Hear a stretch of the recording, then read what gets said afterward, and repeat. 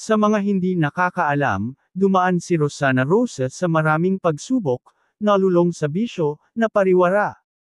Nawalan ng trabaho si Osang sa showbiz. Kailan lang nang bumalik ito sa pag-acting.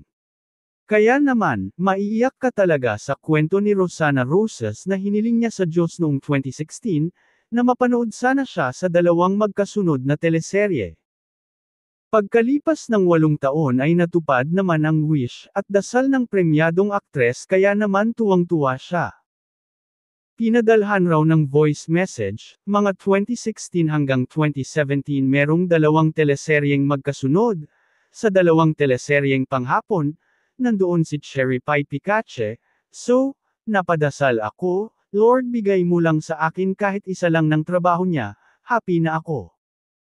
Pero kung ibibigay mo ay dalawa, edi, mas maganda. Bigyan mo ulit ako ng huling baraha hinding-hindi ko na ito bibitawan, hinding-hindi na ito mapupunta sa kamay ng kahit na sino, aniya pa.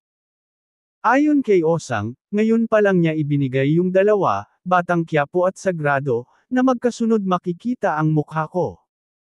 Ito na yun, ngayon niya sinagot ang dasal ko noong araw kaya tuwang-tuwa ako.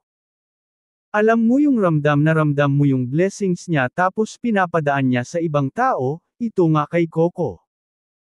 Alam mo bang tinext ko lang si Coco Martin, sabi ko, tapos na ako sa Sagrado, putya maghapon hindi kumikibo, isip ko, patay wala pa akong paglalagyan na role na pwede sa akin.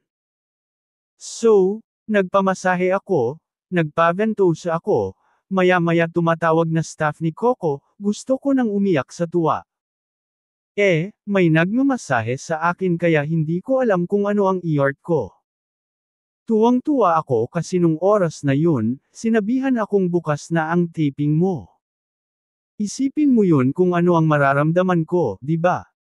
Noon pa raw nagsabi si Coco kay Osang na isasama siya sa Batang Quiapo, noong December 2023. Dagdag pa ni Osang, kaya nung tumawag sa akin yung tao niya, isip ko, may isang salita talaga si Coco Martin. Totoong tao talaga ito hindi showbiz.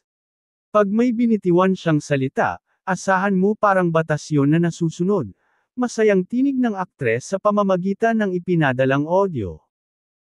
Marami ang nasiyahan sa nangyayari sa karera ngayon ni Osang, dahil muli siyang aktibo at nangako naman talaga na pagbubutihin niya, at isa pang ipinagpapasalamat niya ay magaling pa rin siyang magmemorya ng mga lines niya.